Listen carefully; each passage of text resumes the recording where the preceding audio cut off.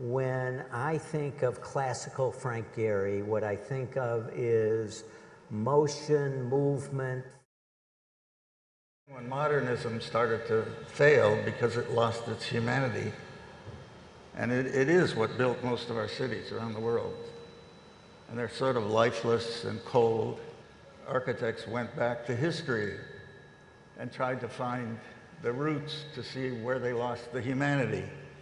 And they found it in the decor, in the pediments, and in the columns, and in the antiquities of Greece. If you have to go back, let's go way back. And I started drawing that as sort of my moods against the postmodern stuff. I did make a fish sculpture that ended up in Torino, and when I stood beside it, I felt that movement, the same sense of movement that I'd seen in the sculptures, and I couldn't believe it. And I cut off the tail, and I cut off the head, and I cut off the fins, and I got rid of all the kitsch parts, and it still worked. I was looking for another way to find humanity.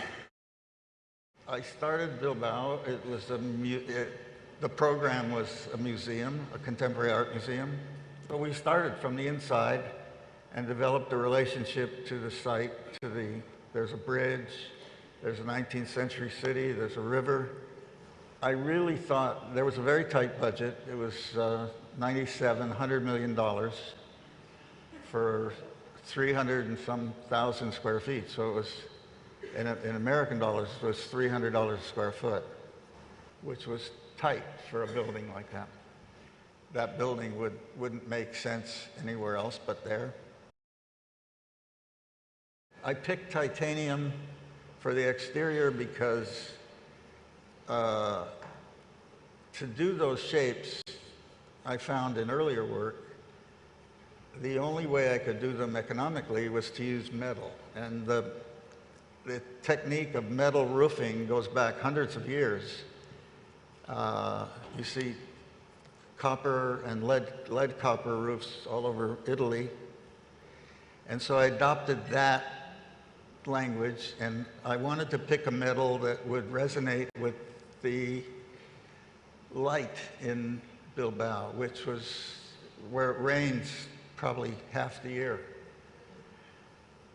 And there are a lot of gray sky. And by accident, I found a piece of titanium that I nailed to a post outside my office, and it rained in LA that one day, and it was a miracle. And that piece of titanium was glistening gold, and so I picked that. And it was twice the cost of stainless steel, but after a lot of research, I found I could make it half the thickness of stainless steel, so that brought it back to the same price. One thing that's relative to the process is that I was brought in those early days, I guess the early 90s, to using software from the aerospace industry that's used to making airplanes and cars. I don't even know how to turn it on, so don't get excited. But my office could do it, and that's when I said, bingo, that's a fantastic tool that I can use in the future. Something will come out that's very appropriate for the time and place. I'm sure of that.